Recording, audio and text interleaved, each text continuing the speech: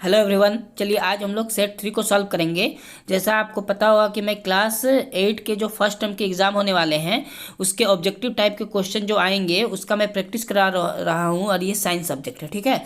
आपका सेट 1 और सेट 2 हो चुका है। आपने अभी तक अगर उस वीडियो को नहीं देखा है तो आप बहुत अच्छे से देख लीजिएगा, क्योंकि उसी टाइप का एग्ज़ाम आपका होगा, ठीक है। आज हम लोग किसको देखेंगे? सेट नंबर 3 को देखेंगे। चलिए, तो देखिए जैसा ये लिखा हुआ आपको दिख रहा है, मॉडल क्वेश्चन पेपर, ठीक है। तो ये आपका विषय क्या हो गया? विज्ञान हो गया। क्लास आपका 8 है। ये टोटल 20 क्वेश्चन है, 20 मार्क्स का। प्रत्येक क्वेश्चन पे 1 मार्क्स दिया जाएगा, ठीक है। और ये देखिए क्या है, चूज द राइट ऑप्शन, सही विकल्प का चयन करें। ऑब्जेक्टिव टाइप का 20 क्वेश्चन है, ठीक है। चलिए तो हम लोग शुरू करते हैं। अगर आपने अभी तक मेरे चैनल को सब्सक्राइब नहीं किया तो आप पहले मेरे चैनल को सब्सक्राइब कर लीजिए और प्रेस कर लीजिए बेल आइकन को, ताकि सबसे पहले आप तक मेरा वीडियो पहुंच सके, ठीक है। चलिए तो शुरू करते हैं पहला क्वेश्चन के साथ।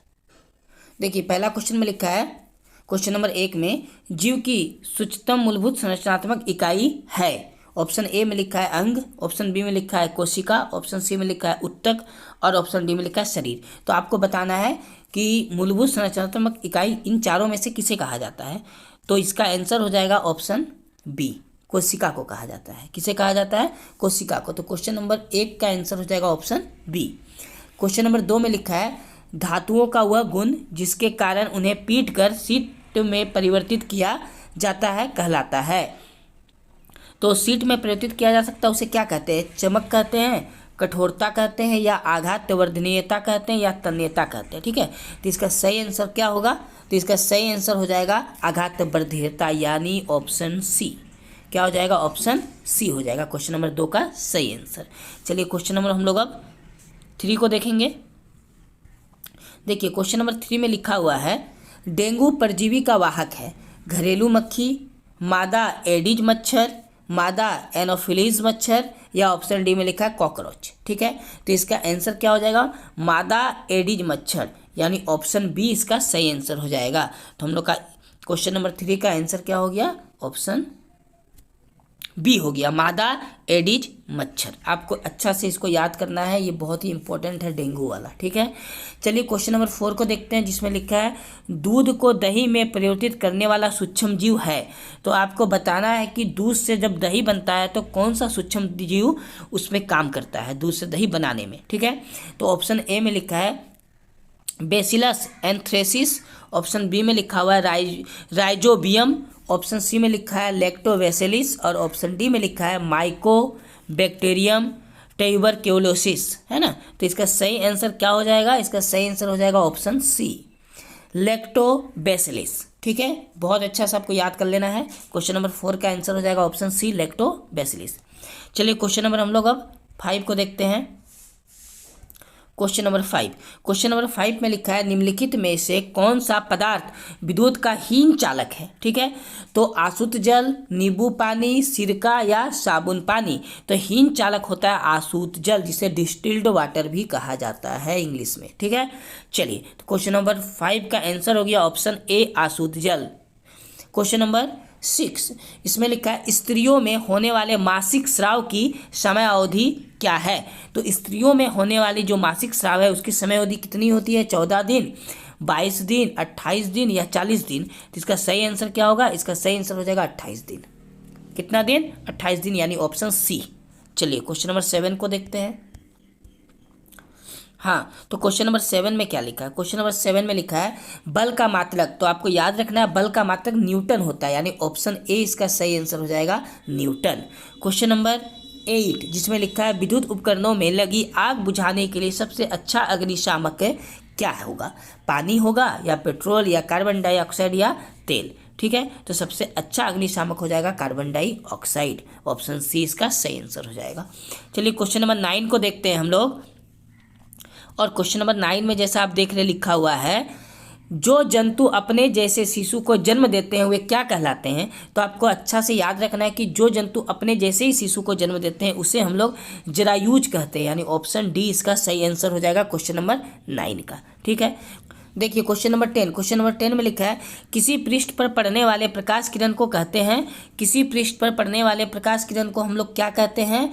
तो उसे हम लोग आपतित किरण कहते हैं, यानी ऑप्शन बी इसका सही आंसर हो जाएगा, आपतित किरण, ठीक है। चलिए क्वेश्चन नंबर 11 को देखते हैं। क्वेश्चन नंबर 11 में लिखा है दानों को भूसे से अलग करना कहलाता है। तो दानों को भूसे से अलग करने को हम लोग थ्रेसिंग कहते हैं। क्या कहते हैं? थ्रेसिंग, यानी थ्रेसिंग विधि द्वारा दानों को भूसे से अलग किया जाता है। क्वेश्चन नंबर 12 में लिखा है सौर परिवार का सबसे बड़ा ग्रह आपको बताना है। तो सौर परिवार का सबसे बड़ा ग्रह जुपिटर यानी बृहस्पति ग्रह होता है। ठीक है, सौर परिवार का सबसे बड़ा ग्रह बृहस्पति, और सबसे छोटा ग्रह अगर पूछे ना तो वो बुध हो जाएगा, मरकरी। ठीक है, तो सबसे छोटा होता है बुध ग्रह और सबसे बड़ा होता है बृहस्पति ग्रह। आपको अच्छा से याद कर लेना है।